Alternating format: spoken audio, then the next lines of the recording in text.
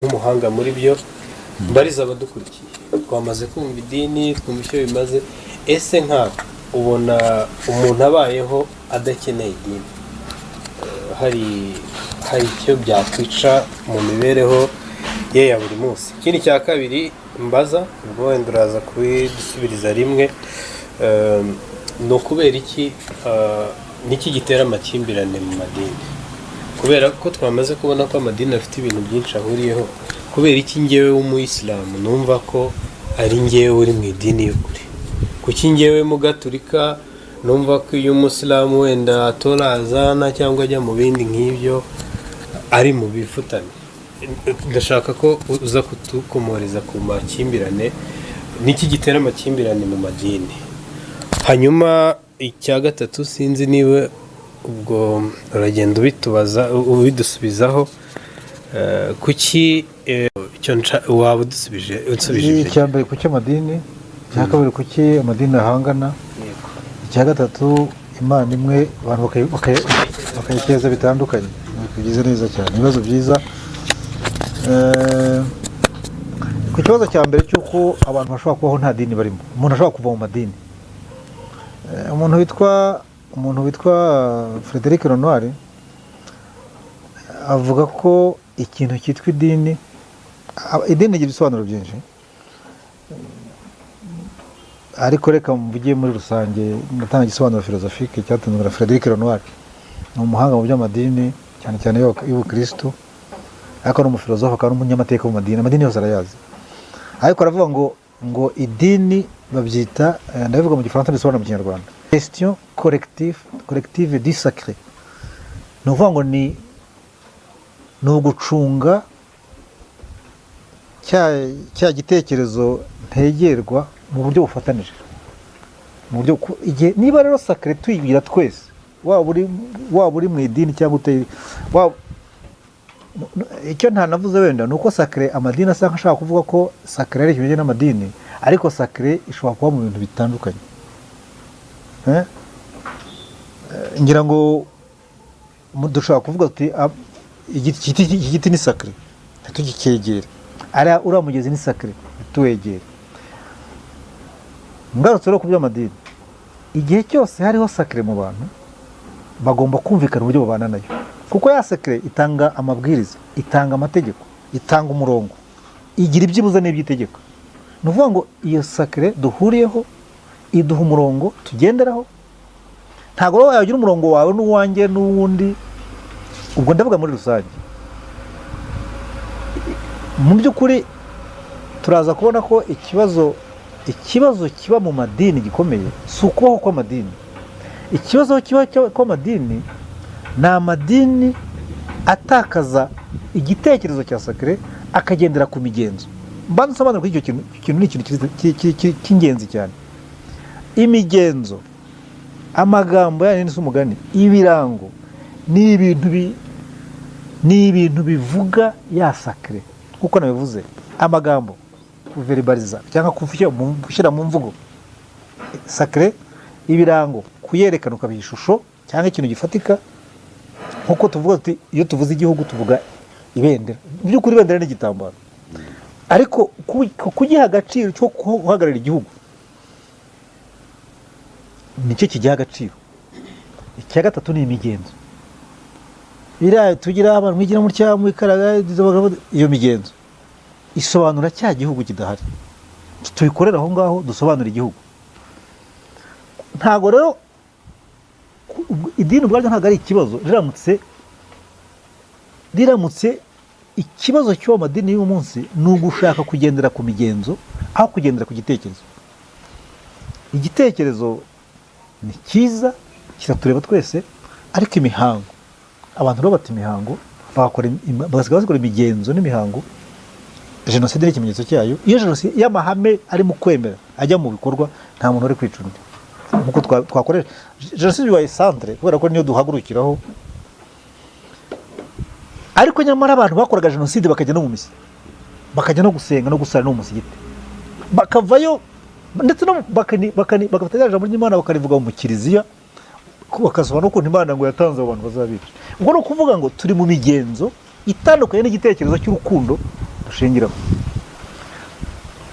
Aho no hari ikibazo nuko dushaka kurebera idini n'abanyedini nabwo ati nkatwe mu Islam turabigira kanaka n'umunyedini arasari ariko ashobora gusara akamara abantu, ashobora kwera akiba, ashobora gusara ibintu nk'ibyo ngibyo. Ni ukuvuga ngo imibonere yacu kubera ko imigenzo ari yiboneka niyo twahinduye idini. Ikibi mu idini ni ukugendera ku mihango usize igitekerezo kibigize. Ikibazo si idini ubwaryo. Nicyo nagusubira rwa mbere. Amadini rero ubwayo ntabwo ari mabi ariko ateza ikibazo. Iyo igitekerezo uravuga Imana. Ndavuga Imana ariko ndashaka kuvuga ngo ni icy'abandi bita imbaraga zo hejuru dushobora kwita Imana muri rusange, ariko ushobora kubona igitekerezo kituyobora twagize sacre kiduha umurongo kizi ibyo duteka n'ibyo bitubuza. Turamutse tutabikoze nta kibazo gishobora kuba mu Rwanda. Ikibazo cya kabiri muri make ni ukuvuga ko abantu y'Amana bari bayimitse barayitaye bahugira mu mihango, bajya mu mihango. Nicyo kitureba. Ni nayo mpamvu yo ngo kanaka n'umunyedini mwiza utese ubibwirwa n'iki. Duhora mu masengesho araririmba cyane mu kiliziya agatereka amaso, nyamara atereka amaso akagutera icyuma mu mugongo. Urugero ni intambara zo mu madini ubwazo abayahuriyemo intambara bagirana hagati yabo. Ni ikikwereka ko nyamara bose baba bahari bateretse amaso bahumirije, ariko mu buryo bw'igitekerezo shingiro ashingiyeho nta kintu kirimo. Urumva n'izi ntambara twumva hari bana ntanga urugero ku kanya muzi ko ikitwa ubuporoso, abaporoso baranga bambabarire, ariko ubuporoso bwatangiye na Luteri mu 1517. Luteri amaze gushinga ubuporoso abagatolika abitwaga abagatolika bo ntago abitwaga agatolika bisha abaporoso, ndavuga ko mu Faransa. Intambara yatangiye mu 1525 kugeza mu 1610 barwana bica abaporoso. Wakwibaza ngo babicaga bahora iki? Nyamara abo babicaga urugero nago nuko abantu bajya mu misa bakava mu misa bari kumwe na padiri n'abakirisitu bakajya gutaburira abagore b'abaporoso bareba bataburuye bakabasambanya bari kumwe bavuye mu misa, kuko amanini muzika bwa hafi ya kiliziya. Abaporoso bahambaga nijoro kugira ngo ariko bakava mu misa bakabataburura bakabakorera ibyo mvuze bya mfura mbi bayobowe na padiri. Nyamara imihango yabaye ariko igitekerezo cyapfuye. Ibyo nabikora no mu Basilamu nabikwereka, yewe no muri gakondo nabikwereka nahangaha, no muri gakondo nabikubwira. Gakondo dukunze kuvuga ko gakondo nyaro mukuru kuri biganiro n'abantu bo kwa bavuga musinga ko ari gitangaza twamye gitangaza. Nyamara wakubwira abantu bo kwa Musinga bari muri bashinzwe iyo gakondo kuntu abantu bo kwa Musinga bicaye nabo kwa Rutarindwa, wakwibaza ngo ya gakondo kitabujije kwicana. Iyo tureba intambara we kwa Gatarabuhura na Gahindiro hari habaye iki, bose bari muri gakondo imwe. Nyamara abantu bakwiye kwitona kuvuga ngo iri dini ryo ry'ukuri rasi ukuri cyo bazakireke kubera ko yose uyagiyemo wasanga afite ibibazo bikomeye. Ntabwo mvuze abakristo cyangwa n'abasilamu ndabavuga, iyo intambara nyine nahoze mvuga ishingiro ry'amadini ko ku kaga. Idini ry'abashia ryaturutse kuki?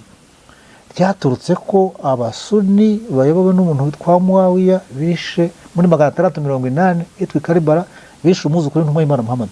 Uyu munsi bavuze Muhammad abatwara mutubote ntibishoboka wamugwa inyuma, ariko bari kumwe nawe bamwiciye umuzukuru, bamwiciye abana. Iyo umuntu abiko kugira ngo ni ikintu kiba cyoroshye, ariko iyo bamaze kumwisha ko kaga kabaye Karibara havuka idini yitwa abashia. Uyu munsi muraryumva mwese ni akaga gateza idini, gatangiza idini. Bivuga ngo gutangiza idini ni uguca ngo ni ukubiha icyerekezo gishya hakavuka abantu babyemera. Idini ni iki se? Idini witwa muri secondaire avuga ko ni opinion partagée, no kuvuga ngo ni ibitekerezo bisangiwe. Iyo mbivuze nkabisangira ubu tukavyira tukabyemera dushobora gushinga idini, tubyemeranije tugakomeza, twagira imbaraga tubigakomeza. Tugira imbaraga ziva he? Turaza kukibona mu ngingo ya 4. Ubutegetsi politike nibwo bushyikira idini. Iyo nta butegetsi politike bushyikira idini ntabwo ribaho. Nta dini na rimwe ku isi iri tarashyishyo n'ubutegetsi ryavuyeho. Ibwo ni ikibazo cya kabiri.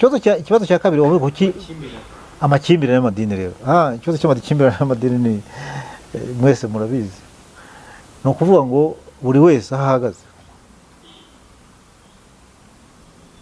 buri wese aho ahagaze yumva ko idini arimo ari ukuri, ni ukuri nta gushidikanya, ndi mu kuri kandi ukuri ni kumwe. Niba tutari kumwe uri mu buyobe, kirabyumva, niba tutari kumwe wowe uri mu buyobe.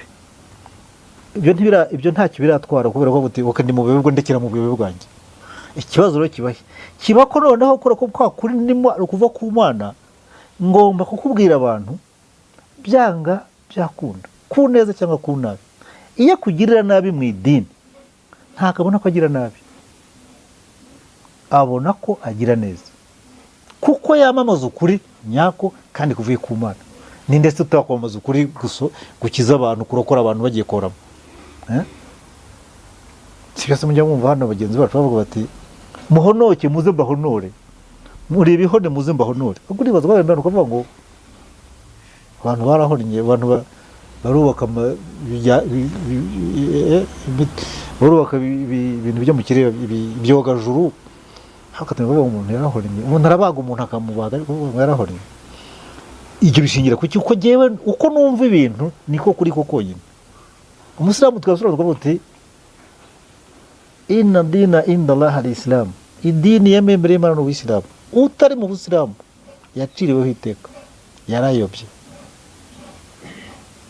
Siko tuvuga Abasilamu n'Abakatolika baravuga ngo ande hors de l'église, icyo nibwo narengeye kubakurikizaho extra ecclesia nura salus, hanze ya kiliziya fini nta kandi gakiza. Abaporosoro bo nyine abaporosoro bo bashyira muri imbaraga nyine ati nabonye agakiza, ubwo nararokotse. Ako gakiza rero yamaze kukabona, uwo kabona utarakabonye. Niyo mpamvu nyine bigo bigenda mu misozi babwira abantu ngo murokoke, kuko kandi kuko biri umufuka wanjye. Hari umuntu witwa Mircea Eliade yandi concept yahimbye yitwa provincialism.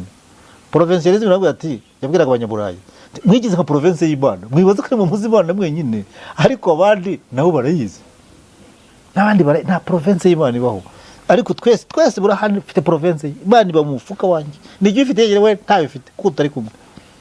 Ngiye gituma amakimbirane aba, kuko amakimbirane ni matagatifu. Nta kintu cyiza nko kuvuga ukuri kw'Imana kandi ugamije kurokora abantu b'Imana. Gusa urumva umuntu wamurenganya abyanze wamukubita. Rese umubyeyi akubita umwana ngo ajye kuryama abamwanze, ugomba kumukubita rwose, ndetse cyangwa se wabona agoranye azagumura abandi, ukavuga uti ngo muvanemo atazatera abandi kubora, yaraboze muvanemo. Ni icyo ngicyo nicyo kirema kimwe mu madini. Ariko baramutse amadini aramutse yumvise ko amadini aramutse yumvise nura nk'iyi telefone tuyifashe nka cube, iyi telefone ifite impande rimwe hasi hejuru hano hino n'imbere aha ngaha. Umfite uyu uvuga ubureba aha, undi avuga abareba aha, undi avuga bahagaze aha, undi avuga ahagaze aha, ariko muvuga telefone mwese.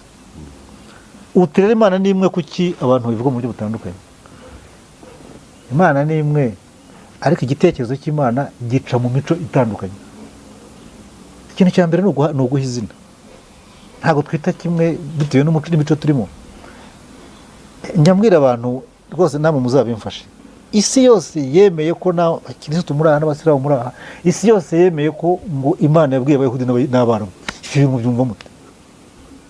Mwumva mute ko Imana ngo tugomba kugenda kuri Bibiliya yabwiye Abayahudi na Korani yabwiye Abayisilamu?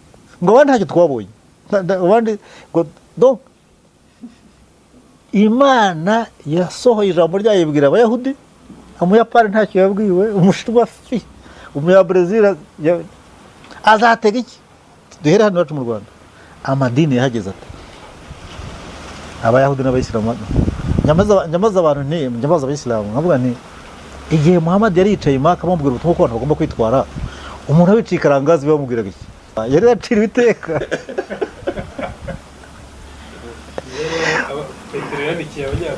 Petero yandika urwo rwandiko yandika urwo rwandiko, abantu baricaye mageregere, byari bimeze ko bari abantu b'Imana nabo.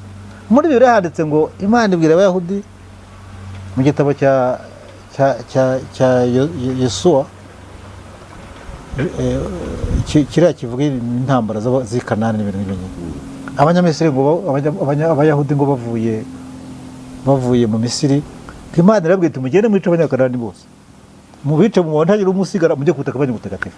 Ese iyo Mana ko yaremye abanyakanani igafata abandi bantu bayo yaremye ngo bajye kwica abandi, iyo Mana yari igamije iki?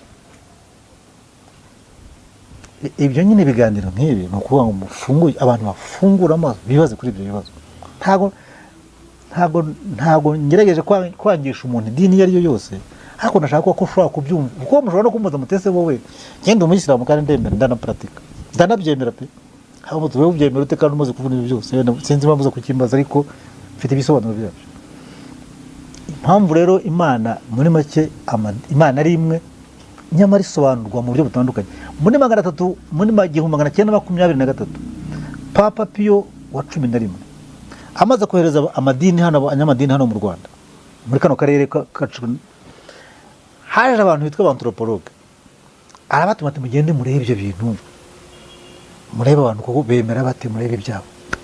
Baraza bamukorera raporo, bagiye ahantu hane, bagiye muri Kongo, bajya mu bitwa Bushman bo muri Afurika y'Hepfo hariya za Zimbabwe cyangwa za Epiyongeyo, bajya nerezi bo muri za Sudani na za hariya no muri Australia. Baragenda bakora raporo, bavuga bati nyakubahwa Papa, ibintu dusanze burya amadini yose agira imirimo ine. Amadini afite inshingano sociologique, akamaro sociologique mu buryo bw'imibanire y'abantu. Icya mbere, idini rishingira ku kuba rishingira ku zo mbaraga abantu bakeza mbaraga. Icya kabiri, iryo dini rigira icyo kintu bakeza kibaha amabwiriza, mugire mutya ntimugire mutya. Icya gatatu, bagira imihango barikorera. Icya kane, rifite abanyedini babivuga kurusha abandi, ababisobanukiwe kurusha abandi, bakavuga ati genda abibaza, akavuga ati genda abizi, muze mbabwire igihe wabimenye, muze mbibabwire uko bimeze. Cyangwa hari ababishyizemo, naramurikiwe none muze mbabwire. Babwira Papa bati baba ntacyo twagombye kubigisha, barabifite uko tubifite. Kuvuga rero ngo amadini yose avuga ibintu bimwe, ariko akabivuga ashingiye ku muco mu muco byatungukiyemo. Niyo mpamvu abasilamu bari aha ngaha tugira ikintu cyo kuvuga ko intumwa zose, nanebeye no kukivuga, Korani ubwayo itubwira ko, muri Korani ivuga ko Imana yohereje intumwa ku isi yose hari abantu. Ni ukuvuga ngo natwe twari twicaye Karangazi cyangwa rwa Rutabura, dufite umuntu yadutumweho atubwira ko Imana, ahubwo nawe nyine uzagiye kiboga ntabwo ashobora no kuba n'umwe, ushobora kuba na benshi. Ibyo ari byo byose, akamaro k'idini mu bantu ni kamwe ku isi yose, me bigasohokera mu bitandukanye. Bityo rero n'Abayahudi babonye ibyabo, n'Abaro babona ibyabo, Abanyarwanda babona ibyabo, muri Zimbabwe babona ibyabo, muri Afurika babona ibyabo, muri Brazil babona ibyabo. Ibyo wabisanga ushaka gusoma namurangita igitabo cy'umuntu witwa James Frazer cyitwa Folklore muri Bibiliya, muri Ancien Testament. Uwanyira turaza kujya tujya mu migani, ariko birasa. Utekereza ko Imana ibaho cyangwa iki ni igitekerezo abantu bihimbira? Kuko wakomeje kuca amare kuvuga ikintu kiri sacré, ububasha. Iyo ukurikije mwawe, iyo ukurikije maze nivuga nitwa Mugabe, Murera Mugabe World, ukurikije ibyo usobanuye ntabwo wigisha kwemera, ahubwo uriho uribaza ku kwemera. Yes. Icyo ni ikintu gikomeye, ntabwo wigisha imyemerere,